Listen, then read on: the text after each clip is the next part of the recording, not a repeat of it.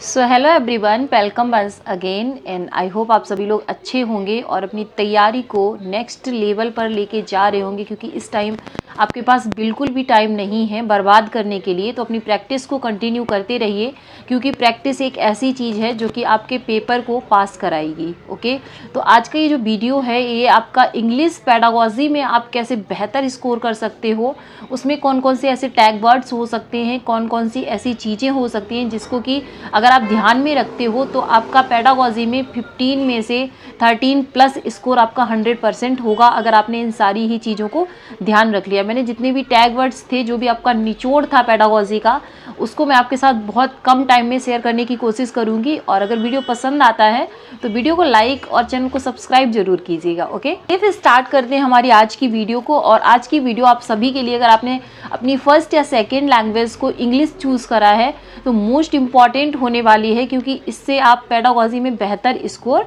कर पाओगे। ओके, तो सबसे पहले देखो क्या होता है कि आपसे लैंग्वेज का एक क्वेश्चन पूछ लिया जाता है, किसका, कि लैंग्वेज होती क्या है। ओके, व्हाट इज लैंग्वेज, यानी कि what is characteristics of language.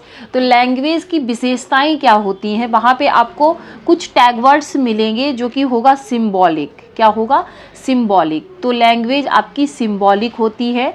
Dynamic, यानी कि लैंग्वेज आपकी डायनामिक होती है, स्टैटिक नहीं होती है। ओके, कॉम्प्लेक्स होती है लैंग्वेज, इजी नहीं होती। बहुत से बच्चों को क्या लगेगा कि कॉम्प्लेक्स नहीं होती होगी लैंग्वेज, तो इजी होती होगी, तो चलो इजी को टिक कर देते। नहीं, एक बहुत ही कॉम्प्लेक्स आपकी जो प्रक्रिया है वो है लैंग्वेज।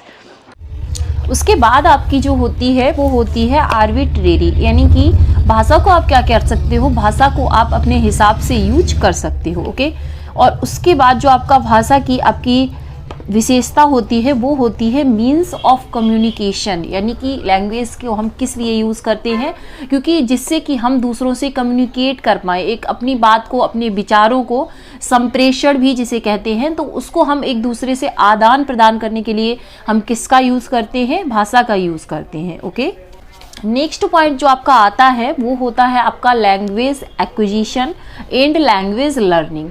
बहुत ही इंपॉर्टेंट पॉइंट हैं दोनों से कम 2 क्वेश्चन 3 क्वेश्चन आपको 100% वहाँ पे देखने को मिलेंगे, चाहे घुमा के पूछा जाए थोड़ा सा।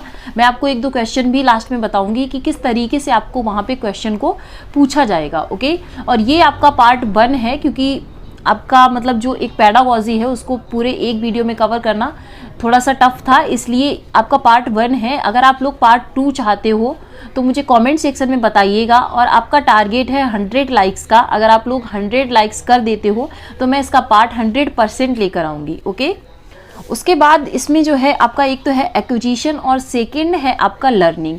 अब देखो इन दोनों में डिफरेंस समझ लो, आपको हिंदी में भी काम आएगा, अदरवाइज आपने संस्कृत या कोई और भी लैंग्वेज ली है उसमें भी काम आएंगी आपको ये चीज़ें। क्योंकि देखो एक्विजिशन क्या होता है, अब इंग्लिश के लिए वर्ड से समझ लो। एक्विजिशन जो आपका होता है वो नेचुरल प्रोसेस होती है, आपको उसमें अपना कोई इफर्ट्स नहीं डालना पड़ता है, आपको कहीं पे बैठ के सीखना नहीं पड़ता है, आप उसको आराम से अपने घर में, अपने पर्यावरण में आसानी से सीख सकते हो, कॉन्शियस होते हुए। के लिए आपको कॉन्शियसनेस की जरूरत नहीं है, मतलब ध्यान लगाने की जरूरत नहीं है। जैसे कि आपकी नेटिव लैंग्वेज होती है और जो आपकी मदर टंग होती है, उसमें हम कोई कॉपी किताब लेके नहीं सीखते हैं, उसके हम कोई व्याकरण नहीं पढ़ते हैं, व्याकरण तो हम बाद में पढ़ते हैं और चीज़ों के लिए, बट वो जो लैंग्वेज है हम बाकायदा बहुत अच्छे तरीके से, और जो बच्चे जहाँ, जो इंडिया में हैं, जो अमेरिका में हैं, जो इंग्लैंड में हैं, जो भी जहाँ का होगा उसकी नेटिव लैंग्वेज, उनको बिल्कुल भी इफर्ट्स नहीं करना पड़ता, वो अपने घर में ही आसानी से सीख जाते हैं। तो इसको हम कहते हैं लैंग्वेज एक्विजिशन। ओके, जैसे कि मैंने आपको बताया अनकॉन्शियस प्रोसेस होती है, इसमें आपको कॉन्शियसनेस की जरूरत नहीं पड़ेगी, आप इसे अनकॉन्शियसली सीख सकते हो। ओके, इसके अदर साइड है आपकी लर्निंग। अब लर्निंग यानी कि सीखना, सीखना क्या होता है, इसको एक्विजिशन को हिंदी में अर्जन कहते हैं। ओके, अब लर्निंग यानी कि सीखना क्या होता है, सीखने के लिए आप एक स्कूल में जाते हो, वहाँ पे सीखते हो, एक टाइम पीरियड होता है, उसमें आपको अपना माइंड लगाना पड़ता है, इफर्ट्स लगाने पड़ते हैं, चीज़ों को समझना पड़ता है, अपना जो कॉन्शियसनेस यानी कि आपका कॉन्शियस चीज़ों को सुनना पड़ता है। फॉर्मल तरीके से जब हम किसी लैंग्वेज को सीखते हैं तो वो लर्निंग होती है। ओके, अब आप में से बहुत से बच्चों की, किसी की पंजाबी होगी नेटिव लैंग्वेज, किसी की हिंदी होगी, किसी की मराठी होगी, किसी की गुजराती होगी, है ना। तो जो आप सेकेंड लैंग्वेज सीखोगे वो आपकी क्या होगी, उसमें आपको इफर्ट्स लगाना पड़ेगा जब भी आप उसको सीख पाओगे। एक तो ये सारे टैग वर्ड्स अपनी कॉपी में नोट कर लो, क्योंकि आप एक बार पेपर देने जाने से पहले इनको 100% मेरी आपसे रिक्वेस्ट है, आप इसको देख के जाना सिस्टमैटिक वे। ओके, लर्निंग कैसी होती है, सिस्टमैटिक वे में होती है। फिक्स टाइम पीरियड में आप स्कूल जाते हो, आप फिक्स टाइम पीरियड पे जाते हो ना वहाँ पे, तो वो एक फिक्स टाइम पीरियड होता है। उसके बाद मैंने आपको बताया कॉन्शियस होके आपको माइंड अपना लगा के सीखना पड़ता है। उसके बाद ये फॉर्मल प्रोसेस है। कौन सी है, फॉर्मल प्रोसेस है। ओके, उसके बाद एक क्वेश्चन आपका आ जाता है इस तरीके से कि एनसीएफ ने इंग्लिश को क्या माना है।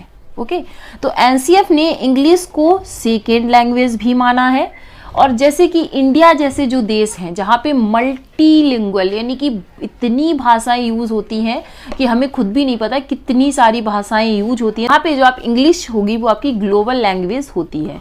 तो आपको इंग्लिश इज आ, सीधा सीधा क्वेश्चन बनता है, इंग्लिश इज आ यानी कि इंग्लिश है। अगर आपको वहाँ पे ग्लोबल दिखता है तो आप टिक कर दोगे, आपको सेकेंड लैंग्वेज दिखता है तो भी आप टिक कर दो, आपको नेटिव लैंग्वेज दिखता है तो वो आपका सही नहीं है। और कहीं पे आपका ग्लोबल और सेकेंड लैंग्वेज दोनों है और ऑप्शन में ए और बी दोनों हैं, तो आप वहां पे दोनों को टिक कर दोगे। अगर आपसे यूज करके पूछता है कि जैसे कोई बच्चा है और वो एक नेटिव लैंग्वेज अपनी जानता है, फिर वो इंग्लिश को सीख रहा है, तो वहां पे जो इंग्लिश होगी वो क्या होगी, तो वो आपकी इंग्लिश सेकेंड लैंग्वेज वहां पे होने वाली है। ओके, इस तरीके से आप अपने क्वेश्चंस को समझते हुए वहां पे आंसर करोगे। उसके बाद आपका है एक ओला।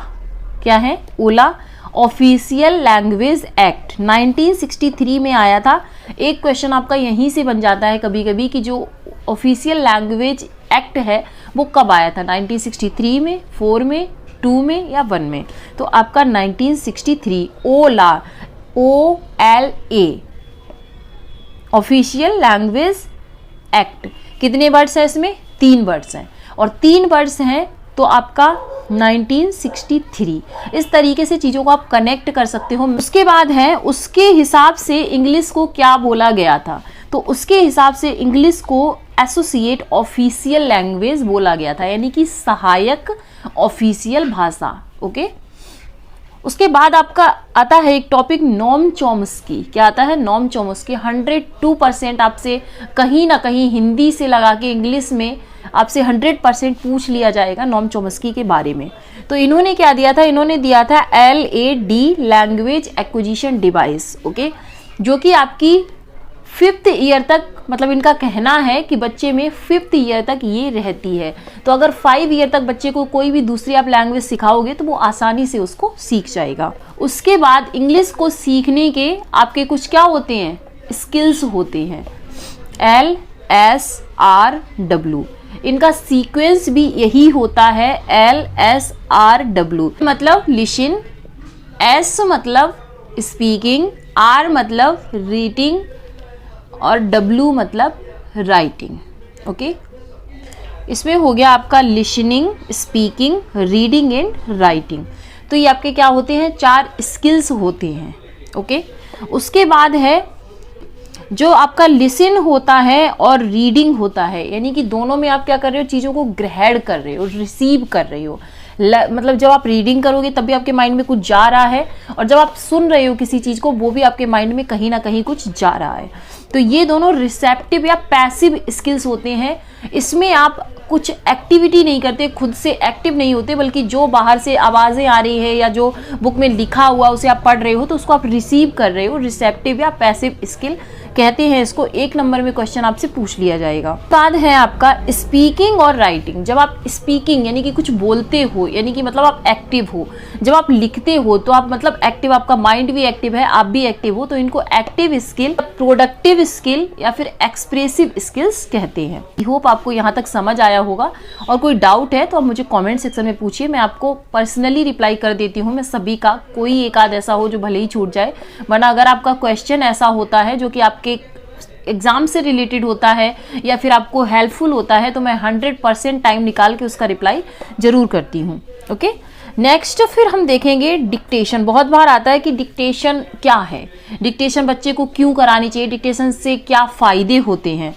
तो एक तो डिक्टेशन क्या है, इम्प्रूव स्पेलिंग एरर्स, स्पेलिंग यानी कि जो लिखते टाइम बच्चों की जो एरर्स होती हैं, मोस्ट इंपॉर्टेंट इसका जो एम होता है वो यही होता है। उसके बाद आप क्या कर सकते हो, बच्चों की लिसनिंग की कैपेसिटी को भी इम्प्रूव कर सकते हो। अगर इस तरीके से भी आता है तो आप उसको पॉजिटिव वे में लोगे।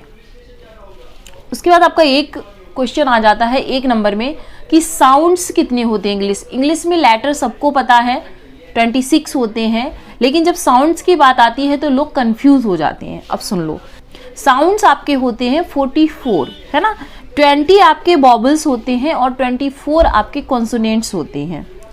ओके, तो इस तरीके से आप अपने क्वेश्चन को गलत मत करना। बच्चों के सामने आता है कि इंग्लिश में साउंड्स कितने होते हैं, उनके पास ऑप्शन होता है 24, 44, 26, 21, इस तरीके से। तो बच्चे ज़्यादातर 26 पे, क्योंकि वो जल्दबाजी में पढ़ते नहीं हैं, इसलिए मैं हमेशा कहती हूँ कि अपना पेपर इतनी मतलब थोड़ा सा स्पीड से करना, ताकि आप बाद में आपको ये ना हो, एक हेडेक ना हो, उसमें आप आते हुए क्वेश्चन भी गलत करोगे।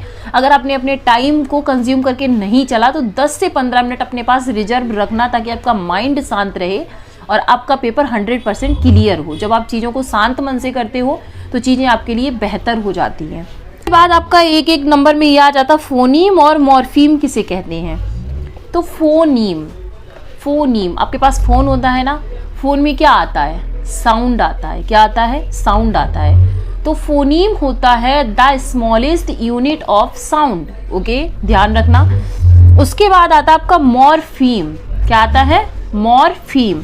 ये होता है आपका स्मॉलेस्ट यूनिट ऑफ मीनिंग, ये आपका मॉर्फीन होता है। ओके, और आप लोग एक लाइक जरूर किया कीजिए ताकि मुझे मोटिवेशन मिले और मैं आप लोगों के लिए ऐसे ही बेहतर कंटेंट लेके आती रहूं, ताकि आप लोगों का सभी का उससे फ़ायदा हो। और मुझे बहुत अच्छा लगता है आप लोग कमेंट करते हो। तो अगर आपको सेशन पसंद आता है तो कमेंट जरूर किया कीजिए। मैं सबको पर्सनली सारे कमेंट्स को पढ़ती हूँ। ऑफ लैंग्वेज स्किल्स, जो कि मैं आपको बता चुकी हूँ कि LSRW, listening, speaking, reading and writing, चारों होते हैं आपके। ओके, अब इसके कुछ सब स्किल्स होते हैं। क्या होते हैं, सब स्किल्स होते हैं। तो किसके, रीडिंग का होता है और किसका होता है, राइटिंग का होता है। सब स्किल आपके किसके होते हैं, रीडिंग के और राइटिंग के। ओके, तो रीडिंग का होता है आपका प्रेडिक्शन और इन्फेरिंग।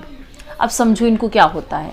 आपसे 1 नंबर में पूछ लेगा कि रीडिंग का आपका जो सब स्किल है वो कौन कौन से हैं। वहाँ पे आपको एक देगा प्रेडिक्शन, एक देगा इन्फेरिंग, एक देगा ट्रांसक्रिबिंग और एक देगा A और B दोनों।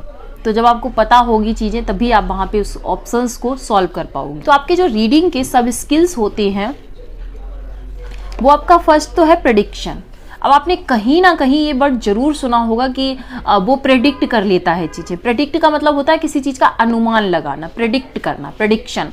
आपने भी देखा होगा जब हम लोग कोई चीज़, जैसे मान लो एक थीम पे मान लो हम लोग इंग्लिश ही पढ़ रहे हैं, है ना, इंग्लिश में मान लो कोई स्टोरी है, तो कहीं ना कहीं हमारे बैक ऑफ द माइंड हमें पता होता है कि अगर ये स्टोरी इस तरीके से चल रही है तो नेक्स्ट 1 से 2 लाइन में क्या लिखा होगा, यानी कि हम प्रेडिक्ट कर लेते हैं चीज़ों को। तो वो रीडिंग का सब स्किल है प्रिडिक्शन। ओके, उसके बाद होता है इन्फेरिंग, यानी कि जब कहीं ना कहीं हम रीडिंग करते हैं तो हम किसी ना किसी कंक्लूजन पर जरूर पहुंचते हैं कि अच्छा इसमें ये नहीं ऐसे होना चाहिए, इसका कंक्लूजन क्या निकलेगा। तो कहीं ना कहीं हमारे माइंड में वो चीज़ें होती हैं। तो ये आपके सब स्किल किसके हो गए, रीडिंग के। ओके, उसके बाद होता है सब स्किल ऑफ राइटिंग। अब राइटिंग के क्या होते हैं, ट्रांसक्रिबिंग, यानी कि, और दूसरा होता है आपका पैराफ्रेजिंग। अब ट्रांसक्रिबिंग क्या होता है, याद कैसे रखेंगे हम मैम इसको। तो ट्रांसक्रिबिंग, आपने कभी ना कभी अपने दिमाग में, अपने घर में ये शब्द जरूर सुना होगा कि ट्रांजिस्टर होते थे ना पहले, इतने बड़े से होते थे, उनमें आकाशवाणी बोल रहे हैं हम, दूरदर्शन, इस तरीके से आता था ना, तो उसको वहां से कनेक्ट कर सकते हो। क्या था वो, ट्रांजिस्टर था। तो ट्रांसक्रिबिंग क्या होता है, जब आपको कोई इमला बोलता है, डिक्टेशन बोलता है, जब आप सुनकर किसी चीज़ को लिखते हो, जैसे मैं अभी बोल रही हूँ आपको तो आप देख भी रहे हो, बट अगर आप देखो नहीं, सिर्फ सुन के लिखो, तो वो आपका ट्रांसक्रिबिंग हो जाएगा। ठीक है, चीज़ों को नोट कर लेना, बहुत हेल्पफुल होने वाली है वीडियो। उसके बाद है आपका पैराफ्रेजिंग। अब पैराफ्रेजिंग क्या होता है, पैराफ्रेजिंग होता है, मैंने आपको कुछ बताया जो कि एक स्टैंडर्ड लैंग्वेज में था। जैसे कि मैं जो पेपर पढ़ती हूँ उसमें क्वेश्चन स्टैंडर्ड लैंग्वेज में होते हैं, बाद में मैं उनको पैराफ्रेजिंग कर देती हूँ, यानी कि मैं अपने तरीके से अपनी लैंग्वेज में आप लोगों को समझाती हूँ ताकि आप लोग बेहतर चीज़ों को समझ सकें और आप उनको समझ के जो वर्ड्स हैं उनके हिसाब से अपने आंसर तक पहुँच सकें। ओके, तो ये आपके 2 सब स्किल किसके हो गए, राइटिंग के हो गए। उसके बाद होता है आपका एक लाउडली पढ़ना, एक साइलेंट पढ़ना। तो साइलेंट जब भी आप पढ़ते हो तो आप गहन अध्ययन करते हो, मतलब चीज़ों को समझने का प्रयास करते हो, और लाउडली आप मतलब अपने प्रोनाउंसिएशन पे जब काम करते हो तब करते हो उसको। स्पीड और कंसंट्रेशन जब आपको चाहिए होता है तो आपको क्या करना पड़ेगा, साइलेंट रीडिंग वहाँ पे करनी पड़ती है। तो ये सारी चीज़ें आएंगी। अब देखना 1-2 क्वेश्चन हम लोग देखते हैं क्वेश्चन कैसे बनता है। Which theorist believed thought comes before language, यानी कि आपसे हिंदी में भी पूछा जा सकता है, संस्कृत में पूछा जा सकता है, इंग्लिश में, मतलब कहीं भी आपसे ये क्वेश्चन पूछ सकते हैं। तो किसने कहा था कि थॉट यानी कि विचार जो है लैंग्वेज से पहले आता है। तो एक चीज़ याद रखना, अगर विचार पहले आया तो जीन पियाजे ने बोला था, और जहाँ देखो वाइगोत्स्की जो है ना वो लैंग्वेज को इतना इंपॉर्टेंट मानते हैं कि उनके हिसाब से लैंग्वेज पहले आती है और वो विचार को डिसाइड करती है। ओके, तो इन दोनों का इसमें बहुत अपोजिट मत है और ये 100% आपसे क्वेश्चन पूछा जाएगा, कोई चांस नहीं है कि नहीं पूछा जाए। तो ऐसा कौन कहते हैं, पियाजे कहते हैं। पियाजे कहते हैं कि थॉट जो है आपका लैंग्वेज से पहले आता है। सेकेंड हम देखेंगे, according to the Noam Chomsky the brain contains a neural system designed for understanding and learning language, यानी कि नॉम चोम्स्की के अनुसार एक ऐसी चीज जो कि आपकी लैंग्वेज को सीखने में मदद करती है, उसको अंडरस्टैंड करने में मदद करती है, उसको हम क्या कहते हैं, तो उसको हम कहते हैं LAD, language acquisition device. Okay, इसका जो फुल फॉर्म है उसको भी याद कर लेना, क्योंकि यहीं से आपसे क्या करेगा, वो इसी तरीके से 2, 3, 4 आपको दे देगा, तो आपको अगर इसका फुल फॉर्म याद नहीं होगा तब भी आप कंफ्यूज हो जाओगे। तो लैंग्वेज एक्विजिशन डिवाइस, इसको इस तरीके से आप अपनी कॉपी में नोट्स कर सकते हो। आई होप फ्रेंड्स आपको चीज़ें समझ आई होंगी और आपकी कुछ ना कुछ हेल्प हो सके। अगर आपको वीडियो अच्छा लगा है तो वीडियो को लाइक और चैनल को सब्सक्राइब जरूर कीजिएगा। अपने फ्रेंड्स के साथ शेयर कर सकते हैं आप इसको, ताकि उनकी भी हेल्प हो जाए। और हमेशा दूसरों की हेल्प करने का एक मन में जज्बा होना चाहिए, ताकि भगवान भी उन्हीं की मदद करता है जो दूसरों की मदद के लिए हमेशा तैयार रहते हैं। तो मिलते हैं फिर एक नेक्स्ट वीडियो में। पार्ट 2 तभी आएगा जब इस पे 100 लाइक्स आएंगे, अदरवाइज पार्ट 2 नहीं आएगा। Okay, so thanks for watching, जय हिंद। मिलती हूँ एक नेक्स्ट वीडियो में, तब तक के लिए आप सभी अपना ध्यान रखिएगा और अपनी पढ़ाई को, अपनी प्रैक्टिस को कंटिन्यू करते रहिए। और आपकी जो भी क्वेरी है, जो भी डाउट है, जो भी है, आप लोग कमेंट सेक्शन में मुझसे पूछ सकते हो। थैंक्स।